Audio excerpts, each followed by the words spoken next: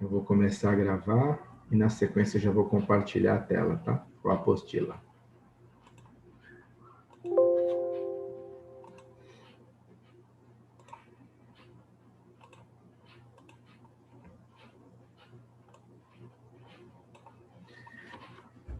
Na sexta-feira passada, nós terminamos, né, falando sobre metabolismo, tá? Depois, na aula de hoje, vai falar mais um pouquinho de metabolismo, mais coisas que nós já falamos, né, coisas que vão ser repetidas. E na aula de hoje, nós começaremos a falar sobre interações entre fármacos, né, interações medicamentosas. Então, o que é isso? Para indivíduos que utilizam 2 ou mais fármacos ao mesmo tempo, essas substâncias elas podem interagir dentro do nosso organismo. Pessoal, não precisa ser 2 fármacos. Pode ser um fármaco e o álcool, pode ser o fármaco e uma outra droga ilícita qualquer. Né? A gente fala entre 2 fármacos, que é o mais comum, mas pode ser entre um fármaco e uma outra substância química qualquer que esteja presente no seu organismo. Tá? Então, eles podem interagir com os seguintes efeitos, né? Com as seguintes consequências. Primeiro, efeito aditivo ou sinérgico. Tá? Quando ambos apresentam a mesma ação farmacodinâmica. Então, imaginando que um paciente utiliza, ao mesmo tempo, dipirona e paracetamol. Tá? 2 fármacos com a mesma ação farmacológica. Sendo 2 fármacos de mesma ação, eles podem apresentar efeito aditivo ou sinérgico. Tem livros que dizem que é a mesma coisa, fala efeito aditivo ou efeito sinérgico. O que eu aprendi? Que tem uma pequena diferença. Vamos imaginar que nós pudéssemos atribuir uma potência para cada fármaco. Tá? Vamos supor que nós pudéssemos atribuir a potência 10 para a dipirona, né, como antitérmico e analgésico, e para o paracetamol nós vamos atribuir a potência 5, tá? Como antitérmico e analgésico. Ou seja, a dipirona é mais potente que o paracetamol. Então, o que seria o efeito aditivo? É quando você soma a potência dos 2 fármacos. Ou seja, os 2 fármacos juntos apresentam uma potência igual a 15. Tá? E o que seria esse efeito sinérgico? É quando a combinação dos 2 é capaz de aumentar, além da somatória dos efeitos, a potência dessa mistura, a potência dessa combinação. Então, você pode aumentar. Então, por exemplo, se a dipirona é 15, o paracetamol desculpa, a dipirona é 10 e o paracetamol é 5, o efeito sinérgico dele totalizaria 20, né? Onde um acabou junto com o outro tendo uma ação ainda mais forte. Tá? Tem lugar que diz que a mesma coisa é efeito aditivo ou sinérgico. Não foi assim que eu aprendi. Então, essa explicação também não tem no livro de QF.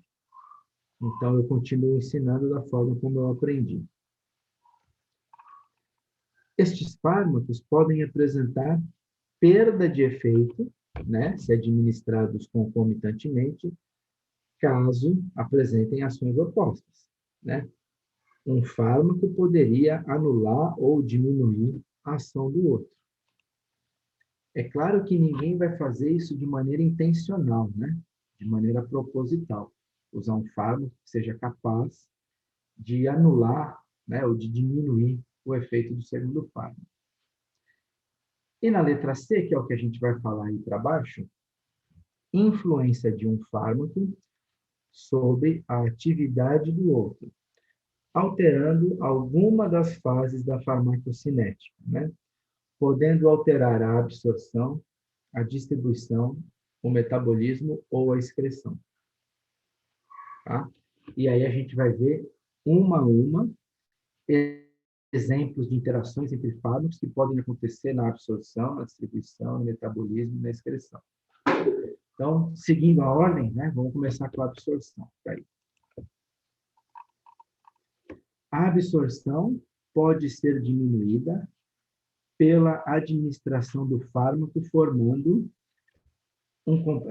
Esses dois pontinhos aqui saiu a mais, tá? Eu acho que sem querer digitei aí. Formando um complexo pouco solúvel no trato gastrointestinal.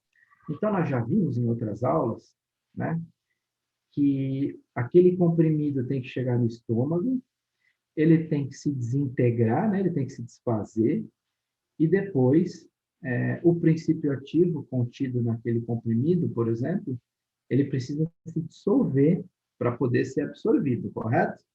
Se ele não se dissolver no suco gástrico, como é que ele vai ser absorvido? Na forma sólida não vai ser. Tá? Então, se um fármaco interagir com o outro, de modo que essa união ou essa interação forme um complexo. O que é um complexo? É uma associação entre os dois fármacos. Forme um complexo pouco solúvel, lá no trato gastrointestinal. Se ele é pouco solúvel, ele não está sendo absorvido, né? Ou ele está sendo pouco absorvido. Exemplo, o sulfato ferroso. O sulfato ferroso é utilizado para quê?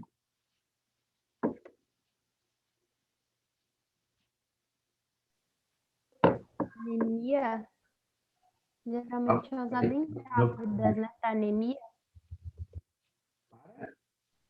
Anemia? Isso. Então, por exemplo, o indivíduo que está com anemia, é que o meu estava baixo, tá, Joana? Não é culpa sua, não. Eu estava aumentando aqui meu volume. O indivíduo que está com deficiência de ferro. Então, por exemplo, o indivíduo que tem anemia. Então, ele usa sulfato ferroso, né? Vamos supor que ele está usando, ele precisa usar esse medicamento por 3 meses, tá? Então, se o indivíduo está usando sulfato ferroso, vai haver uma diminuição da absorção de tetraciclinas. O que são tetraciclinas? Vocês já ouviram falar? São o quê? Antibiótico. Antibióticos. E o que é um quelato de sulfato ferroso forma com a tetraciclina? O que seria isso? É um complexo pouco solúvel, né? Está escrito ali em cima. Ou seja, eu já vou mostrar ali embaixo. O ferro do sulfato ferroso, ele quela, né? Ele se associa à molécula da tetraciclina. E essa associação faz com que ocorra aí esse complexo que é pouco solúvel. Então, atrapalhando a solubilidade, atrapalha a absorção. Tá? Aqui embaixo a gente já vai ver. Outro fator que afeta a absorção é a mudança do pH do estômago, das drogas passíveis de serem ionizadas. O que é ionizada? É quando a molécula tem carga, é quando ela forma um sal, né? Um cátion e um ânion. Isso é uma molécula ionizada. Então, a alteração do pH do estômago das drogas passíveis de serem ionizadas, visto que as drogas são mais bem absorvidas quando se encontram no estado não ionizado. Então, olha só, para a absorção ser melhor, a droga deve estar preferencialmente na forma não ionizada, né? Naquela forma que não é a forma de sal, aquela forma em que a molécula não tem cargas. Tá? E aí, um exemplo simples para você entender isso aí. Bicarbonato de sódio é uma substância ácida ou alcalina? Alcalina? Alcalina, exatamente. Então, olha só, peraí que tem gente chegando. Pronto. Alcalina. O bicarbonato de sódio reduz a absorção das tetraciclinas e do AS. Então, vamos falar do AS primeiro, que é mais fácil. O AS é um fármaco ácido ou alcalino? Ácido. Ácido, né? O próprio nome diz. Então, se você está usando ácido acetilsalicílico por algum motivo e de repente você diz que está com algum tipo de desconforto gástrico e precisa utilizar bicarbonato, né? Existem formulações que têm bicarbonato. Esse bicarbonato, pelo fato de ser uma substância alcalina, ele vai reagir com ácido acetil salicílico. E lembrando que ácido mais base forma sal e água. Então, isso dará origem ao sal do ácido carboxílico. Ou seja, o ácido acetil salicílico será transformado no seu sal, né, na sua substância de forma ionizada chamada acetil salicilato de sódio. E aí, conforme o texto fala acima, se ele está na forma ionizada, ele diminui a absorção. Enquanto que na forma ácida dele, na forma não ionizada, a absorção é melhor. Então, se você já entendeu a relação entre bicarbonato de sódio e AS, o que a gente pode concluir das tetraciclinas? Se as tetraciclinas também interagem com o bicarbonato de sódio, podendo prejudicar a sua absorção, a gente pode entender que as tetraciclinas também têm um caráter ácido, não é isso? E, portanto, podem reagir com bicarbonato, diminuindo a absorção, né?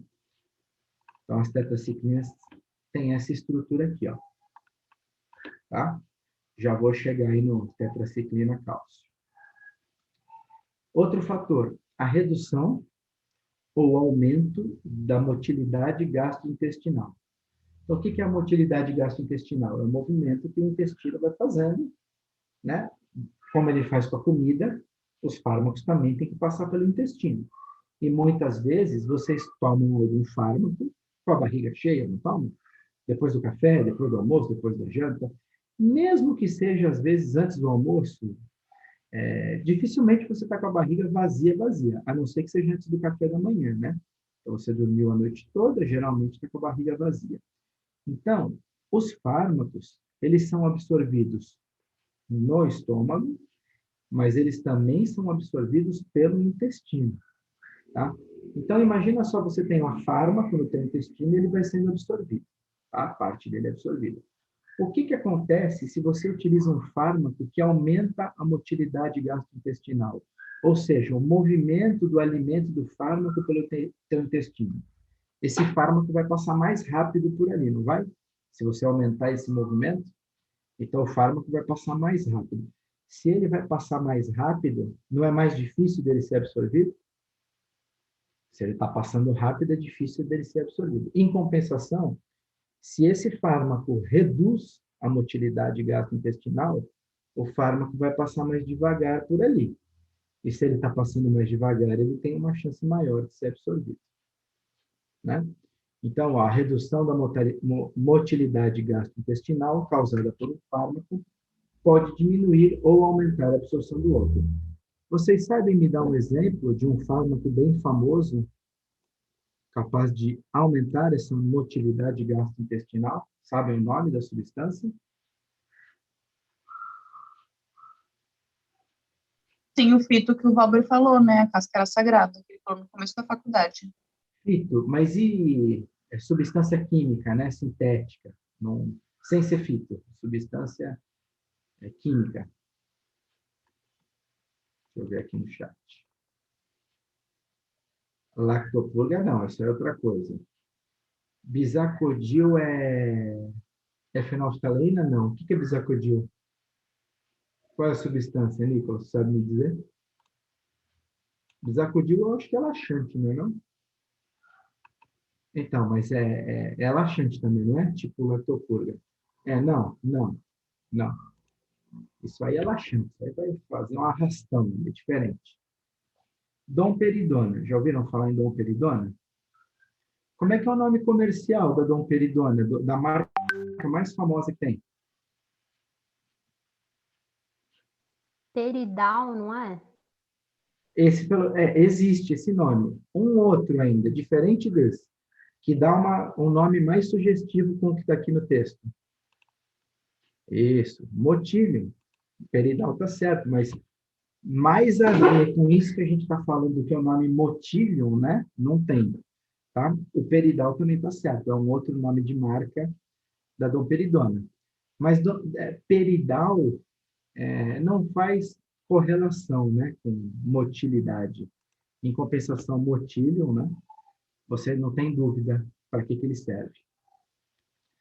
Por exemplo, o fenobarbitol, né, o famoso gardenal, ele estimula a secreção de bile, o líquido biliar.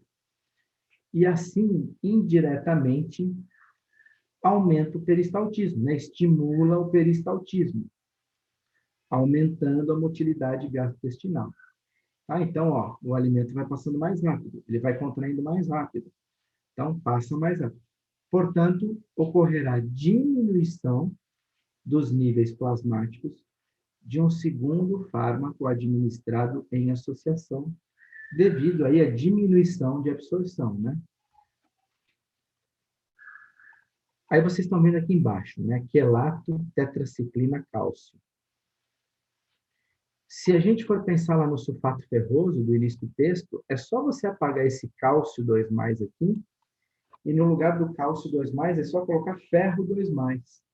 Vai formar um quelato da mesma forma. Então, o que é esse quelato? Ó, tanto o oxigênio do grupo hidroxila, quanto o NH2 do grupo amida, eles têm pares de elétrons, né? E elétron tem carga negativa. Então, eles podem complexar com o cálcio, que é um metal, e podem complexar com o ferro, que também é um metal. Então, eu não sei se vocês já ouviram falar isso, antigamente era famoso, hoje em dia eu acho que nem usa muito tetraciclina, né? Hoje em dia já existem tantos antibióticos mais modernos, mas quando eu estava na faculdade era um exemplo clássico. A gente não pode tomar tetraciclina com o quê? Não pode tomar. Com Leite. leite. Por quê? Porque no leite tem cálcio. Não tem um monte de cálcio no leite? Então, vai acontecer aquilo que estava ali, né? Daqui a pouco eu vou colocar de novo. Vai haver complexação do cálcio do leite com a tetraciclina. É pouco solúvel, aquilo acaba precipitando, não dissolve e não é absorvido. Ou seja, a tetraciclina praticamente não age. Tá? Por que esses antibióticos têm esse nome, tetraciclinas? Vou colocar aqui de novo. Qual é o motivo desse nome? Todas as tetraciclinas são assim. O que vai mudar são os grupos que a gente tem aí ligado nesses anéis. Qual é a diferença entre uma tetraciclina e outra? Desculpa. O que elas têm em comum, todas elas, então? Por que ela tem esse nome, tetraciclinas?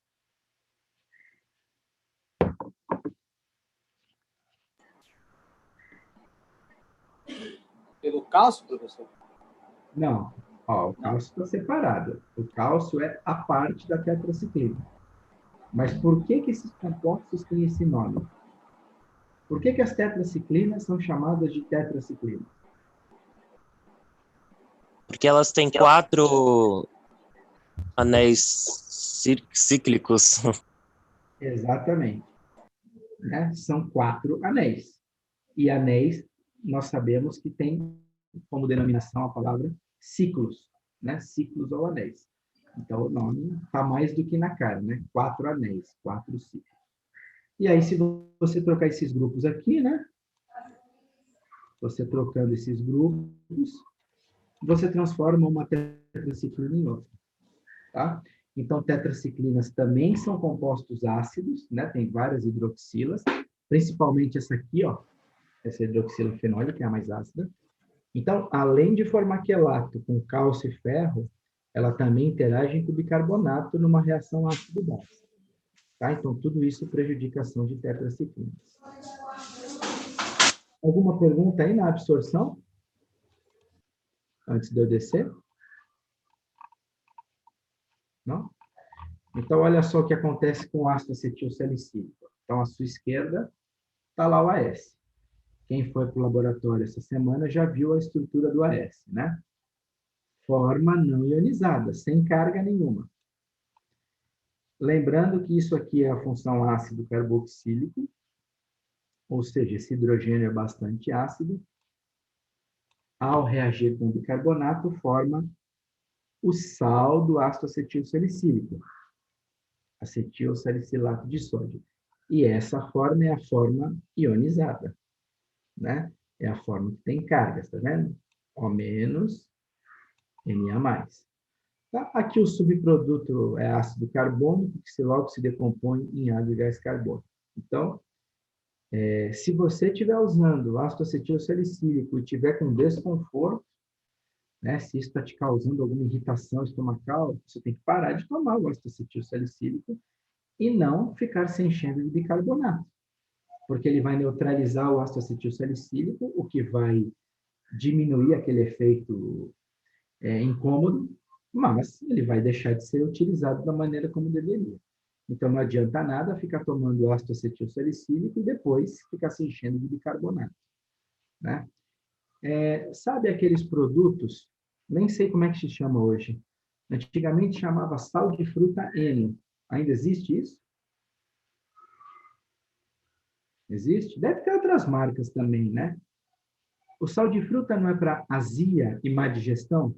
Não é isso que vem na propaganda? O que tem no sal de fruta, gente? O que tem na composição dele? Uma base, bicarbonato de sódio, bicarbonato de magnésio, tem base, que vai neutralizar aquele ácido que já está produzido no teu estômago, né? Então, tem hidróxido de alumínio também? Ou seja, bicarbonato é uma base, hidróxido de alumínio é uma base, são bases fracas, né? Imagina só você tomando no comprimido hidróxido de sódio, soda cáustica. Não dá, né? Tem que ser uma base fraca que não vá atacar o seu estômago. Então, bicarbonato, carbonato, que é menos comum, hidróxido de alumínio, que é um hidróxido fraco. Vocês lembram de antigamente? Antigamente tinha um negócio também usado para azia e queimação, chamado leite de magnésia. Já ouviram falar? Meu professor, tomei muito isso aí. Ô, Ricardo, você já é mais antigo, não precisa falar, o pessoal sabe. O seguinte, leite de magnésio, o pessoal tomava uma colher, quando estava com aquela sensação ruim, hidróxido de magnésio. Ainda existe leite de magnésia? Bom, eu nunca mais vi. Eu também Mas não. deve existir. Vende na farmácia. Ah, é? Eu nunca mais vi isso nas farmácias. Eu nunca mais vi também. Embalagem azul, um azul royal, assim, forte. Isso, o Eno faz agora também. Eu acho que é Philips. Eu acho que é Philips o nome. Como? É isso, Jô? Philips. Isso também tem Philips, tem Eno, tem várias marcas. Ou seja, tudo isso são bases fracas, utilizadas para neutralizar o pH ácido do estômago. Isso. Leite de magnésia Philips. É esse mesmo que tinha antigamente. Não sei se ainda é essa marca, leite de magnésia Philips. Exatamente. Tem outros, sim. E devem ter outros, né? Acredite que devem ter outros produtos similares, né? Ah, mas é diferente o rótulo. Ah, não, esse é outro, Magmax. Ah, tá, esse é outro. É um similar, então. Entendi. Isso, em excesso, o leite de magnésia tem efeito laxativo. Exatamente. Mas era só para tomar uma colherinha, né? Para diminuir, para neutralizar aquela acidez. Então, assim, tudo isso não pode ser usado, não deve ser usado para quem usa S, né? De forma contínua. Por exemplo, vocês sabem que a S de 100 miligramas pode ser de uso contínuo, né? Para evitar problema de, como é que fala? Trombos, né? No sangue. Êmbolo, trombo, sei lá qual é a diferença dos dois, mas eu sei que o pessoal usa a S para evitar. A S de 100. Então, se você está habituado a tomar isso todo dia, está sentindo desconforto, não adianta nada ficar tomando esses antiácidos. Certamente vai prejudicar o efeito do ácido acetil salicílico. Tá? Próximo, distribuição. Fala para mim, como é que os fármacos se distribuem pelo organismo? Depois que ele é absorvido, como é que ele faz para ser distribuído?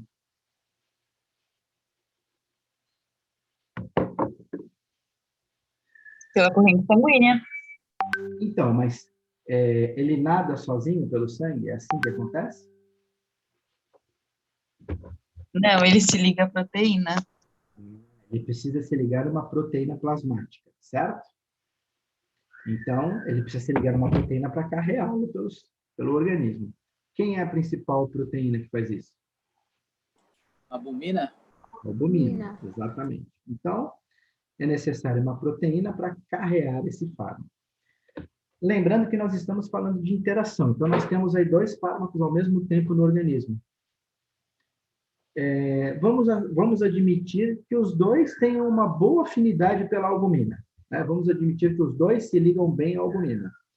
Só que você concorda que um deles vai acabar se ligando um pouco melhor que o outro? Por mais que os 2 se liguem bem, um sempre tem uma afinidade maior que o outro. Então, o que vai acontecer? Um dos fármacos vai se ligar mais na proteína plasmática do que o outro. Então, o fármaco A liga mais, o fármaco B liga menos. Qual é a parte do fármaco que promove o efeito farmacológico? É a parte que está ligada ou é a parte livre? A livre. Parte livre. Então, se o fármaco A está ligado preferencialmente na proteína, você concorda que o fármaco B está livre, está solto? Então, você vai observar o quê? Um aumento de ação, de atividade do fármaco B. Que é o que ele fala aqui, ó, resultando numa potenciação do fármaco deslocado, que nessa história que eu falei é o fármaco B. Tá? Então, pelo fato da porção livre ser aquela que é farmacologicamente ativa, se você está usando 2 fármacos ao mesmo tempo, um está mais ligado, o outro está mais solto. O que está mais solto vai agir mais. Vai ter aí uma potencialização no seu efeito. Tá? Metabolismo. Daqui, pessoal, já falamos muito do que está escrito aqui, mas tem aqui uns exemplos interessantes aqui no finalzinho, né, do segundo parágrafo. Certos fármacos são intensificados ou inibidos na presença de outros.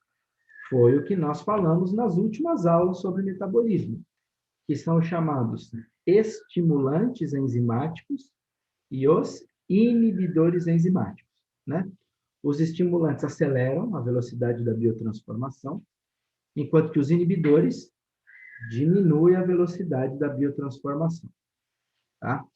A biotransformação dos fármacos por enzimas microssômicas hepáticas, né? Então, são enzimas muito pequenas que fazem essas reações de biotransformação lá no nosso fígado, né?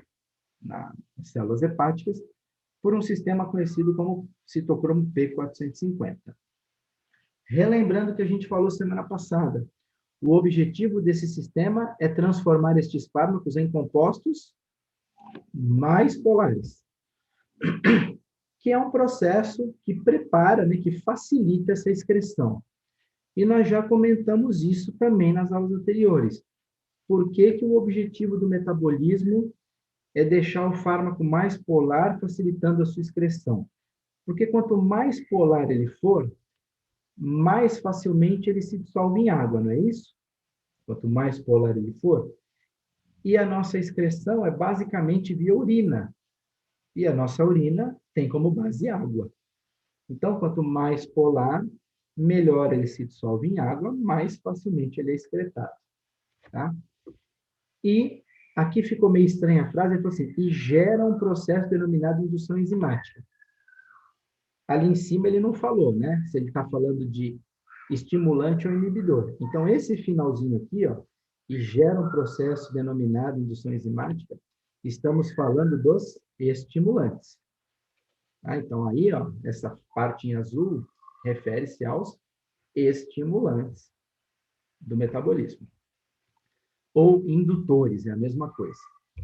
Determinados indutores podem acelerar não só o seu metabolismo, mas o de outros fármacos, o que é a coisa mais comum. Então, já seria ruim porque ele acelera o próprio metabolismo, mas fica ainda pior porque ele acaba acelerando o seu próprio metabolismo e o metabolismo de outros fármacos que estejam sendo utilizados. Bom, se ele acelera o metabolismo, consequentemente a excreção dele vai ser mais rápida, porque já tornou-se mais polar. Então, desta forma, diminui a duração e intensidade de ação desse fármaco.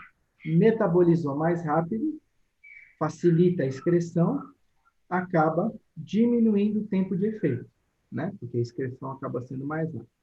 Então, olha só, fenobarbital, acelera o metabolismo de muitas drogas. Ou seja, além de acelerar o seu próprio metabolismo, o fenobarbital acelera o metabolismo de dipirona, fenitoína e clorpromazina.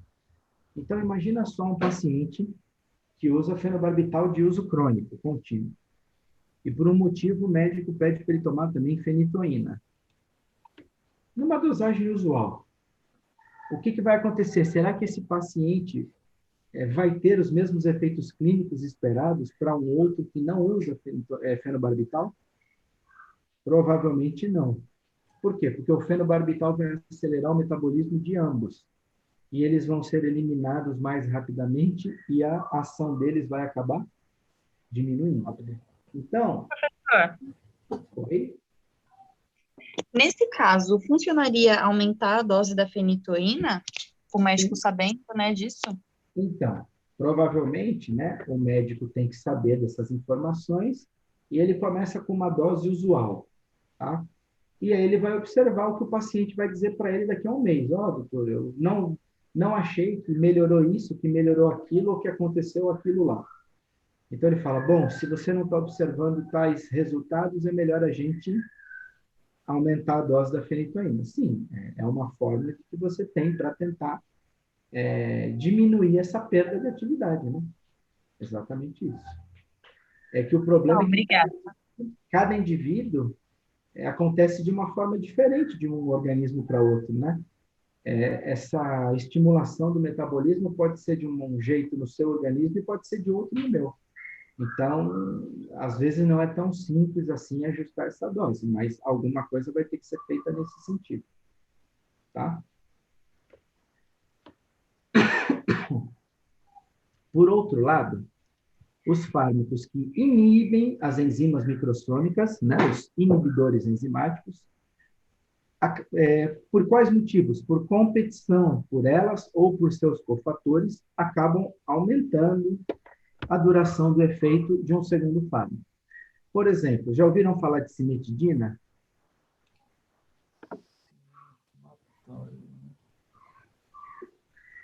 Na aula do Valber ou ainda não? Ranitidina, cimetidina, famotidina, não? Os antagonistas da histamina, do receptor H2 da histamina? Não? São fármacos que servem para diminuir a produção de suco gástrico, né? São os chamados anti-H2, inibidores competitivos do receptor tipo 2 da histamina, tá? Então, ele é um inibidor enzimático. Ele diminui a velocidade de biotransformação lá nas enzimas. Então, a cimetidina potencializa a ação da varfarina, que é um anticoagulante. Qual é o problema que pode acontecer com isso? Se ele está aumentando a ação do anticoagulante. Hemorragia, professor. Oi? Não escutei. Hemorragia? Hemorragia, exatamente. Então, olha só, olha o cuidado que você tem que tomar. Tem muita gente que pergunta para o vizinho e sai tomando qualquer medicamento que alguém diz que tomou. Então, o indivíduo faz uso crônico de anticoagulante, ou está fazendo uso crônico em um determinado período, tá? De anticoagulante. E aí, ele sente um desconforto gástrico, sei lá, porque comeu demais, ou porque comeu muita fritura. E aí, alguém falou para ele que tomar cimetidina é bom. Olha o perigo que esse paciente está correndo. Ele pode ter uma hemorragia por conta da interação. No caso de dengue hemorrágica também, né, professor? Um anticoagulante com dengue hemorrágica também é bem perigoso. Isso. Um anticoagulante, sim. Se o indivíduo pegar uma dengue hemorrágica, ele tem que suspender no mesmo momento o anticoagulante. O problema é que é difícil saber que está com dengue e saber que essa dengue é hemorrágica, né? Esse é o problema. Esse que é o problema. Às vezes, quando você vai descobrir, já não deu tempo. Tá? Mas olha só, além dessa interação perigosa, eu tenho outras duas que são interessantes. Olha aqui, ó. O paracetamol aumenta a meia-vida do cloranfenicol. Paracetamol, vocês sabem, né? Antitérmico analgésico. E o cloranfenicol? O que é o cloranfenicol?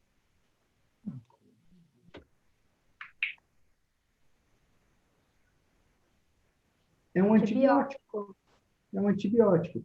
Então, isso não é uma interação que é até interessante? Pô, às vezes você está tomando antibiótico, você está com febre. E aí você toma paracetamol. Ele aumenta o tempo de meia-vida. Vai demorar mais para o cloranfenicol ser eliminado. Não é bom quando o antibiótico fica mais tempo no organismo? Então, essa é uma interação boa. Tá? Que nem tinha um professor de farmacologia que dava aula lá no Santo, há muitos anos atrás, junto com o Valber. Ele falava para os caras, ele dava assim umas dicas. Ah, vai sair no final de semana, vai tomar Viagra, toma com cimetidina. Vai agir mais tempo.